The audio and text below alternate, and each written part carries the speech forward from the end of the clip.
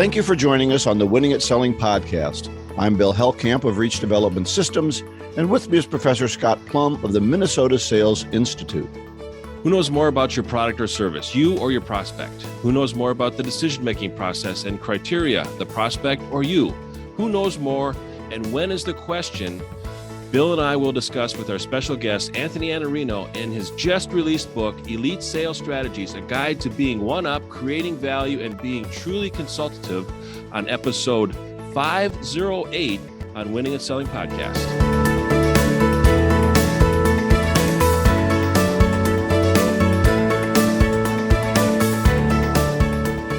All right, well, we won't have any book club today because we want to give the entire segment to Anthony. We're excited to have him here and to discuss this new book.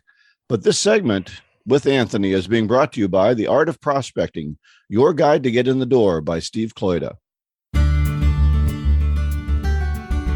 I'm Ron Lehman, and I want to tell you about one of the best sales books I've ever read. The Art of Prospecting, Your Guide to Get in the Door, gives you the tools and techniques to fill your pipeline and achieve more sales success. The author is Steve Kloida, known as the prospecting expert, and this book proves it. So if you want to learn from the master, get The Art of Prospecting, Your Guide to Get in the Door. It's available at theprospectingexpert.com. Just click on the Buy Book button. Well, it's a great honor for me to have Anthony back with us. We had him on last summer on episode 468 and talked a lot about, I think we talked about this new book. When we had a conversation, we were talking about the book on sales management. And then all of a sudden, Anthony, I think you shared this book about the elite sales strategies. Am I remembering that right?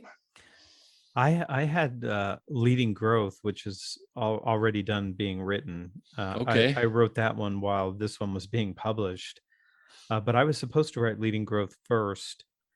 But at the Outbound Conference last June, I gave this speech about capturing mind share and how to become truly consultative. Mm-hmm. And the concept, the major concept, was a concept called being OneUp. Yeah, I remember that. I told Jeb Blunt and Victor Antonio and Mark Hunter and a number of my friends, I don't know if people are going to go running out of the room when I start explaining this concept to them, because they might take it the wrong way. And I said, I'm prepared for about half of the room to leave. And I've never rehearsed the speech before. I had way too many slides, and but I'm doing it because it's the right thing for me to do. And whenever I have that fear, of like pushing the publish button on something that I wrote that I'm concerned about, I'm always better off just pushing the button and saying publish, or walking out on the stage and giving the speech that I think people really need. Even if I'm uncomfortable with it myself, which I was. But if you don't take the chance that they'll walk out, chances are you're not hitting them with new material, right? Yeah, right. Absolutely. Like if it doesn't cause somebody to go like, what is he saying? Right. Like, what is he really getting at here? Then it's no fun for anybody. But this is the first time I ever gave a speech where there were really good cameras on me, so I have all this recorded. I can watch me give the speech. But the more interesting thing was for me watching this this wave go over the audience. And as I'm watching their faces light up as I'm explaining this relationship between the salesperson and the buyer and our obligations, because we have to know more than they know, and not more in the way of like, I know more than you know. It's like, I know more about this decision. And so I have an obligation to make sure that you can make the best decision through our conversations that we have together. And I wish I would have had a camera, because I would just keep watching it over and over again. If like I had a video of that, I would just watch that every day in the morning, because it was just amazing how people just were immediately taken by it. And well, let's let our audience's eyes light up metaphorically, if we could, our listeners, and tell us a little bit about this OneUp process and the theory behind it, and the theory that you were so worried might cause half your audience to leave. So when you say OneUp, OneUp has a certain connotation to it that is one-upmanship. And so Mhm. it's not one-upmanship, because one-upmanship would be go like, Scott, do I remember meeting you at Columbia when I was getting my MBA? And did I meet you at like the Kappa event that they had? Yeah. And Scott's like, I didn't go to Columbia.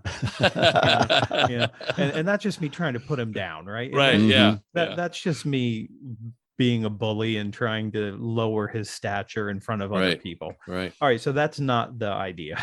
Right. But it leads to the idea in this certain way that says, when there are two people having a conversation and one of them has situational knowledge or experience that the other person doesn't have, and they're trying to help that other person, the person who is in the one-up position is the one that actually has the experience to help somebody make a decision because they've got expertise in this particular area. The person who's in the one-down position is not a dumb person. It's not a person who's not a good business person. It's none of those things. It's a sort of ignorance. And the way that I would describe ignorance is none of us know what we don't know. And the way that we get out of being one down is someone teaches us the things that we need to know so that we can move out of that one down position and become one up in the decisions that we're making. You don't want to go to a doctor who, when you walk in and you say, I don't feel good, and they go, let me look at WebMD to see if I can find out anything. Right. You hope that they, that's not a good thing for them to do, is to go to the internet to try to find an answer for you. You want somebody who is deeply an expert in illness and wellness and things of that nature. So the relationship between the salesperson and the buyer is that the salesperson has an obligation to be one up, which means I know something you don't know. It's not that I know more than you. I know different things than you. And when I sit down with you and you're the buyer, you know things that I don't know. Like, I don't know how to get something through your system. I don't know who needs to be in the room. I don't know what your real motivations are. I don't know where we're going to get this money yet. I don't know any of these things. So what we both do is we both occupy the one up and the one down position at the same time. All of us do. That's the nature. But when somebody asks you to come in and talk to them about getting better results, and you say, can you tell me about your problem? And can I show you this picture of our buildings? And can I tell you the history of our company? Because everybody loves a history of your company conversation when they're trying to make a good decision. And all of these things that we do doesn't create any value for the person whose focus is how to make the right decision to improve my results. And so if you think that showing them pictures of your building, showing them the logos of the clients that you have, explaining to them that your product is exactly right for the problem they have, you're not helping the client make a decision. You're pitching them. And I'm not opposed to pitching at the right time. But in the first meeting of discovery, for most people, marketing has built a deck. And that deck starts out with history of our company, legendary CEO.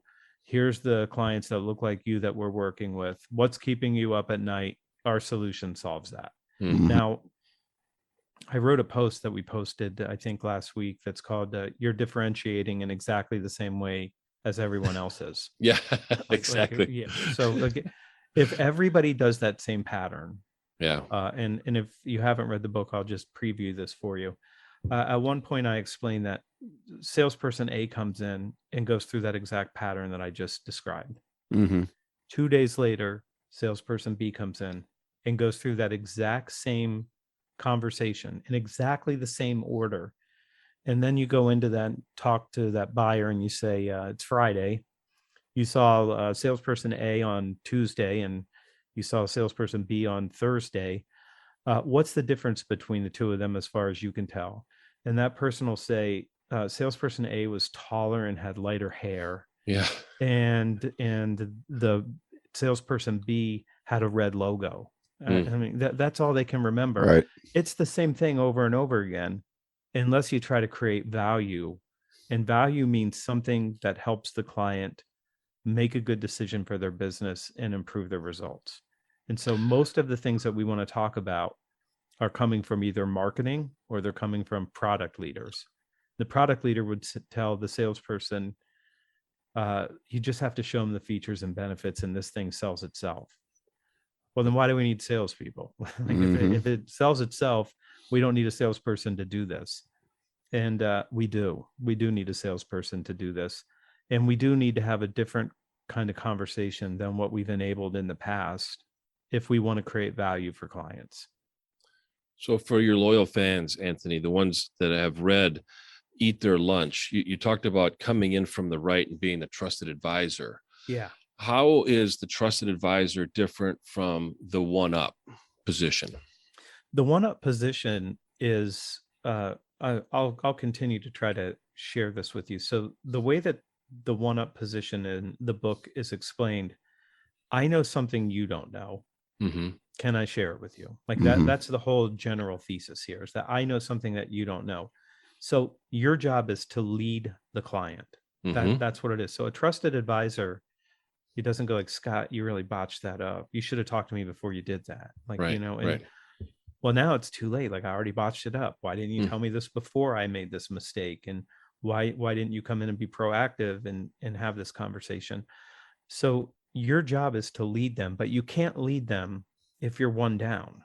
If you believe that the client knows more than you, if you believe they already understand their problem better than you can help them understand it, if you don't think that you should be leading them for whatever reason that is, maybe you're more introverted, but if you're an introvert, you can still be very good at this. If you believe in your heart that it's my responsibility to get them through their buyer's journey, it's my responsibility. They don't know how to make that journey. Right. I wrote a whole book, The Lost Art of Closing, to explain how you have to execute that so that people don't skip conversations that they need to have.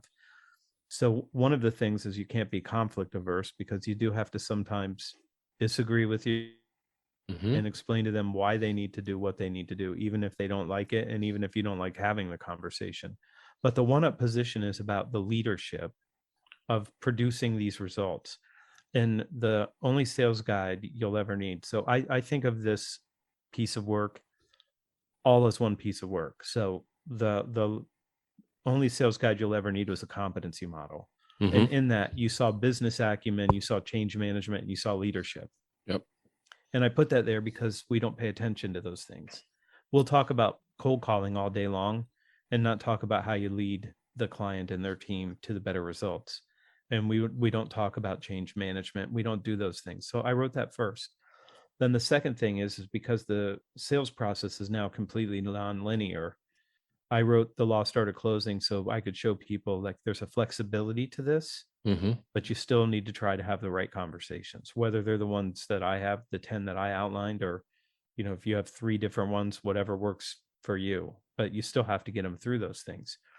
I didn't believe that Eat Their Lunch was going to be valuable to people without putting those 2 books first, because the idea of level 4 value creation and coming in with a strategic outcome and knowing what the client really needs, it moves us from level 3, which I would say is solution selling, to level 4, which is outcome selling.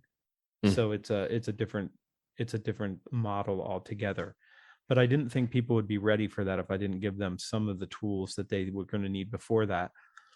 And now we get to this one, which is actually taking the leadership and being the person who is one up in the room that helps people get those results. And I think that this is all just for me one book. But they don't let you write a 260,000 word book unless you're Stephen King or something like that. Yeah, That's right. But so it took me 4 books to write this, be about the modern sales approach. So let me ask you this, because I'm a big believer in the importance of discovery. You have a chapter called Supporting Client Discovery and talking about how client discovery has changed. And you're saying I need to be able to come into that client and say, I know something that you need to know. But in my mind, I don't know that I have something they need to know until I've done some discovery to find out where they are. That's incorrect. Okay, and so that's what I'm asking you. How do you know that?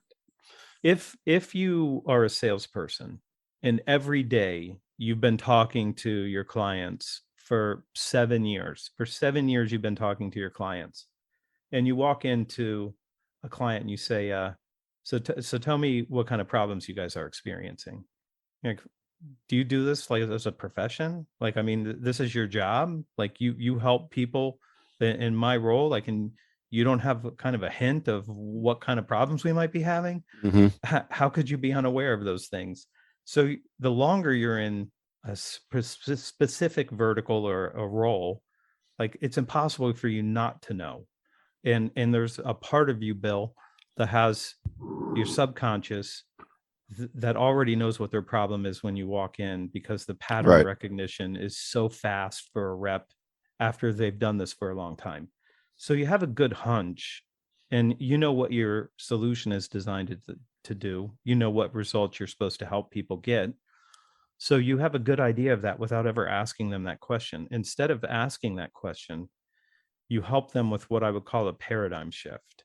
Okay, so you made this decision last 7 years ago. Over those 7 years, I've been selling it every single day.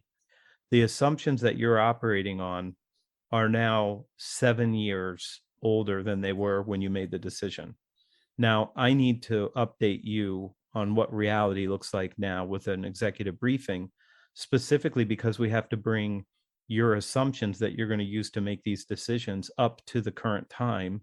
So you're not making a decision that you made now. And I'm not criticizing their decision 7 years ago. Those assumptions were true 7 years ago, and the decision was probably right. But as time goes on, those decisions are no longer going to benefit from using assumptions that may not be true anymore. And so what we have to do is help the client discover that things have changed, that there's new ways to do things. And I think of it as a paradigm shift, kind of like you can get in a cab, or you can use your Uber and you won't have to hail a cab, and somebody will be there because there's another way to do this now. Now, you might like taxi cabs. Not very many people do. You'd be better off in a black car and it'd be more comfortable. But they have to have that shift where they say, oh, these things have changed and now there's another way to do it.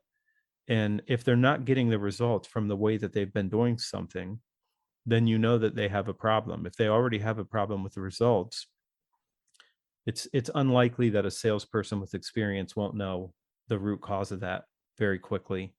And probably, if they know this, and they probably don't know this, but they will after this book is widely read, I hope, they don't recognize, like, you have to do a lot of work to erase those false assumptions because they were right when we did this. And look, so I've sold using what I would call a legacy approach, something that's, let's call it same age as me, 54 years old. Like, I know those strategies. I use them. And then I'm very well aware of solution selling. I'm aware of those things. They were all exactly right in their time. Exactly right in their time. Like in 1988, spin selling was perfect for the environment. Some of the things that we now do in discovery, like asking about a problem, trying to ask about the pain and the implications, and not recognizing that your client gets none of the value of your solution until they buy. They can't recognize the value. Now you can have a hypothetical about this is how it might work, but they don't experience that as value in the sales conversation. What they value in the sales conversation is learning something that they don't know. And so this is what we call the aha moment. In if you ask salespeople, have you ever asked a question and then the client says, that's a great question. What you know for sure is that you just taught them something about themselves. And then they see things in a different way. That light comes on, or that lens shows up for them, and they see something that they didn't see before. And that helps open them up to looking at, well, what are our potential ways of doing this now? And so we can get into this why change through that discovery. But if you just go in and you ask about a problem, you sound and look just like every other salesperson that sat across from them. And they know within minutes that as soon as they expose their problem and their pain, you're going to start explaining how your solution solves it. I don't think that's the right thing to do. And I've not done that for, 20 years, because the better way to do it is to start talking about how are you going to measure these factors? What's going to be most important for you? And I'm probably going to teach them that there's different delivery models that different companies use, and why they choose to do certain things in certain ways, and which one of these things might be the best for you. And I'm going to do a lot of work having a conversation about how to make a decision, and what needs to be considered, and how are we going to manage the process with the rest of your team, and who needs to be in the room, and a number of things that most salespeople don't think is their job, because they don't recognize how much has changed on the buyer side. And the buyer side is the part that we're actually trying to take care of. Like they could go buy a solution from anybody at any time, but somebody that actually helps them make a decision. You can't be a trusted advisor without the advice. So the book continues to say these words over and over again: counsel, advice, recommendations. That's the value in the sales conversation. Now, when they start taking your advice, at some point your advice turns into, we think we have a good way to solve this for you, and we can help you with this. But do you think many salespeople go into that much too early? Yeah. They use discovery just to find a crack and then say, look, we could solve that. Well, that's what solution selling taught us, right? Like, you have to find the problem and the pain so you can propose that your solution is right. That's why you do it. And so I continue to try to explain like that. If that's the only reason that you're having discovery is to identify the problem, first off, you already know what their problem is, or you shouldn't be sitting across from them. You're just trying to get them to admit it. You're just, like we're trying to extract a confession, right? So that's what we want you to confess that, but you already know. And the nature of being OneUp is when you come in and you already know what their problems are, and you start briefing them on why they have those problems and what's changed on the outside world, on the environment there that they live in. They don't need you to ask about the problem. They're going to start asking you, like, what are you guys seeing? Like, how's this showing up for other people? What are you guys seeing other people do right now? And that conversation turns into very quickly, like, this person already understands the situation that we're in, and it seems like they have a better understanding of why we have this. So I know the root cause better than they do.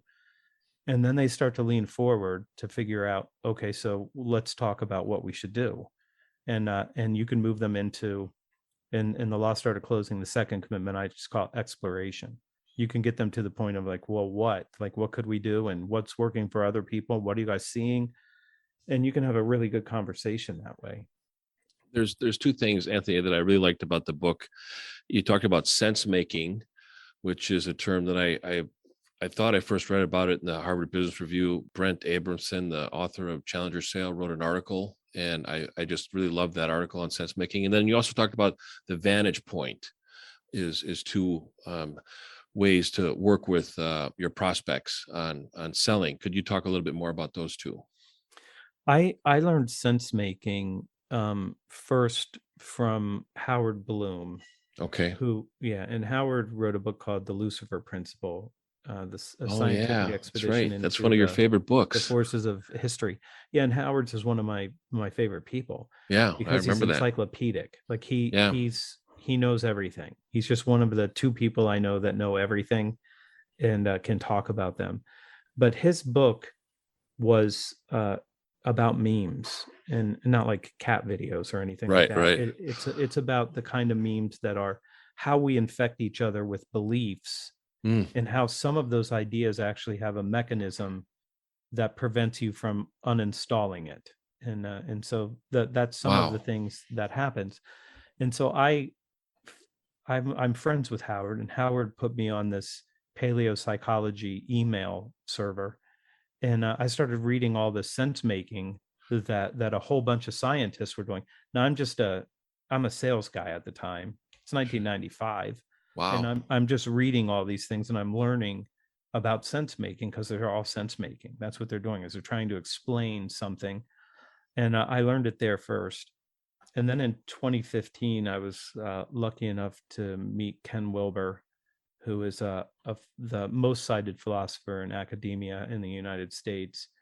And I learned integral theory and sense making from him in 2015. And from that time, that's when I started to recognize part of what we have to do is help people understand what's going on in the world and how to make sense of it. Mm-hmm. Because I mean, if you can make sense of the world right now, well, you're better than I am. Like, I have no idea how to make sense of any of this. Yep. But that's the world that we live in. You know, we have 8.5% inflation. We have 5.9 million people not on unemployment, but not working. And you're just like, how do they eat, or do they have a place to live? You have all these things going on. But the client has that, like, outside their windows, there's a world that has factors and forces that are going to impact their business. And they don't understand why, because they're not paying attention to those in the same way that you might be. So if I sit down with a client right now and I start telling them that HubSpot's not another marketing survey from 2020, they asked buyers, do you want to talk to a salesperson before you buy a product or service? 21% said yes. Oh, terrible. So that means 79% said no. And they said, why? Forrester asked the follow-on question. Why do you try to avoid salespeople?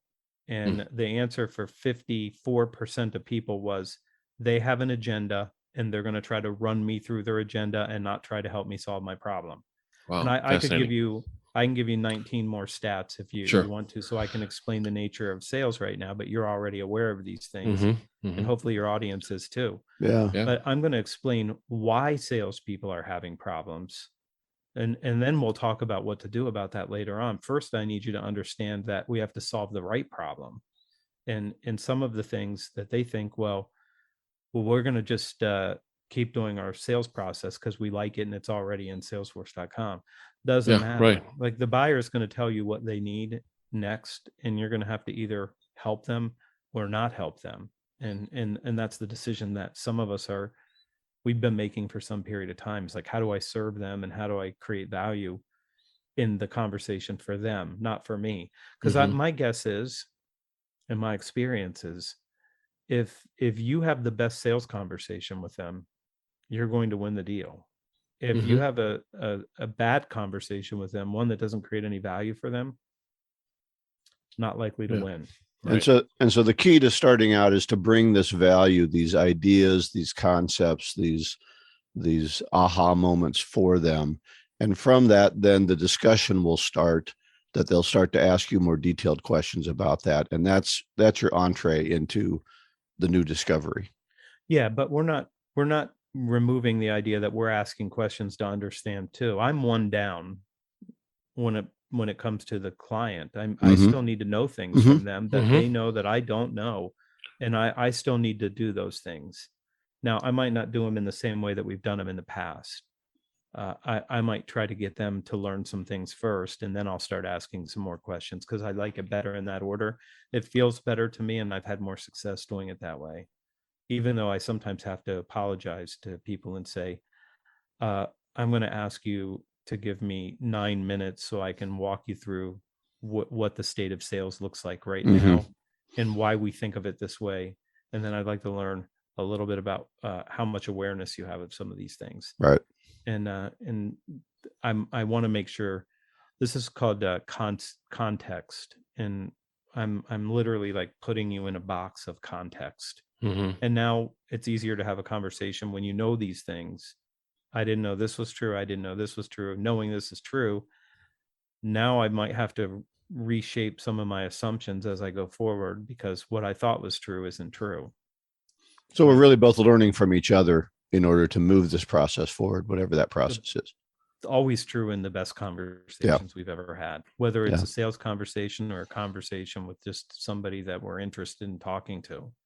Excellent. Both should learn, right? Yeah. I really like your vantage point positioning. Could you explain that to the audience? The vantage point is the fact that if we're walking up a mountain, and I walk people up the mountain every single day of my life because that's what I do for a living. I'm a Sherpa. And then you show up and you go like, I want to go this other way. And I'm like, I don't think you're fit for the other way. Like there's other people who could just go that way, but we're going to walk around this way, like kind of slow so we can get there. Yeah. But because I know what conversations you need to have, because I know who needs to be included, because I know I've done this a lot of times and I've seen people make mistakes, and I can help make sure those mistakes don't happen. That's part of being OneUp. So I have this vantage point that I do this every day. You've done this now twice in your life. Once you already did it, and now you're doing it again now. You couldn't possibly know where all the dangerous parts are, where you're going to not get the right result. But I should know that, because I'm obligated to know how to help you do that, because one, I'm in the OneUp position, so I'm supposed to be leading. So I have to know these things. And I don't think that salespeople pay enough attention to their experiences. And if they would write some of these experiences down and say, this person crashed and burned because they decided not to bring in the stakeholders that they needed. And then you go like, in 4 cases out of 4, when we didn't get the rest of the people into the room, the initiative died without the client being able to do anything. And being able to tell them, these are the things that you need to be concerned about as you make a change initiative. And remember, our deal is their change initiative. Like they don't have a deal. They're trying to make change inside their own organization. So that's what they really need help with. Yeah, good. I'm grateful for the time again, Anthony. Congratulations on the new book. And I hope that it just ends up adding more to the collection. And like you said, there's different topics and everything is relevant. I mean, the first book you wrote, it was kind of ironic. You wrote another book because it was the only sales guide you'll ever need. And there was another book that came after that. And I think about the theme of the first book is always to create interest and curiosity in all your conversations. And I love the OneUp position. And I love the being curious and always being curious. And I think salespeople should be curious as long as possible, because the more curious they are, the more information that they're going to be able to get when they're one down. But they also have to be able to know when they're one up and to be able to share what they've learned. Any closing comments?